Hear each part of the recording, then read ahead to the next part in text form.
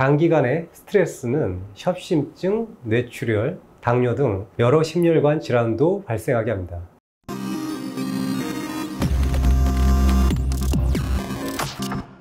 안녕하세요, 닥터 제이입니다. 오늘은 현대인의 질병 스트레스에 대해서 알아보고자 합니다. 스트레스에 대해서 여러분들은 어떻게 생각하십니까? 스트레스는 여러모로 건강 상태를 악화시키죠. 스트레스를 받으면 면역 기능이 저하되고 여러 가지 통증과 피로, 불안이나 우울 등 정신적인 문제도 나타나고요. 또 장기간의 스트레스는 협심증, 뇌출혈, 당뇨 등 여러 심혈관 질환도 발생하게 합니다. 그래서 우리는 흔히들 스트레스를 만병의 근원이라고 하고 이것을 상식으로 받아들이고 있습니다. 그렇다면 스트레스는 언제부터 공공의 적이 된 것일까요? 시간을 거슬러서 1936년 헝가리 내분비학자 한스 셀리에는 쥐를 가지고 실험을 하고 있었습니다. 그는 쥐에게 여러 가지 자극을 주었더니 쥐들이 궤양에 걸리고 부신이 커지고 여러 면역기관들이 쪼그라드는 것을 관찰합니다. 쥐들을 여러 방식으로 괴롭히면서 결과를 얻어낸 것인데, 이런 실험 결과를 스트레스라는 개념으로 최초로 설명을 한 것이죠.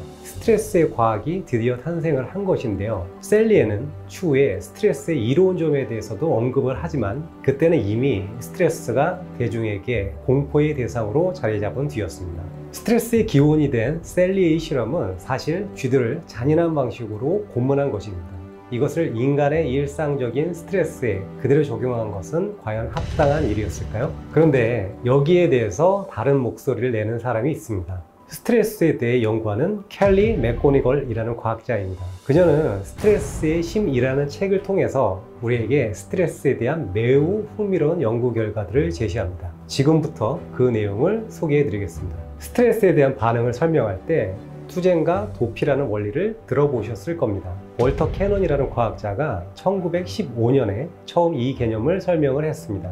이것은 우리가 어떤 위기 상황에 직면했을 때 우리가 거기에 맞서 싸우거나 혹은 도망친다는 이야기입니다. 이런 모델에 따르면 우리가 사자를 만났을 때나 세금 계산을 할 때 느끼는 스트레스는 같은 종류여야 할 것입니다. 그러나 스트레스에 대한 연구 결과는 스트레스 반응이 이렇게 단순하지 않다는 것을 보여줍니다. 대표적으로 스트레스가 때로는 도전 반응을 일으킨다는 건데요. 이 도전 반응은 투쟁과 도피와 중요한 차이가 있는데, 신체가 공포감을 느끼게 하지 않고 오히려 더 집중하게 만든다고 합니다. 그리고 스트레스 호르몬의 비율도 달라서 스트레스에서 회복하고 교훈을 얻는 데 도움이 되는 DHEA 수치가 더 높았다고 합니다. 또한 스트레스 반응은 때로는 사람의 이타심을 높였고 때로는 뇌의 신경 가소성을 높였으며 신체의 회복 반응을 촉진하기도 했습니다. 이런 과학적인 결과들은 우리를 혼란스럽게 만듭니다.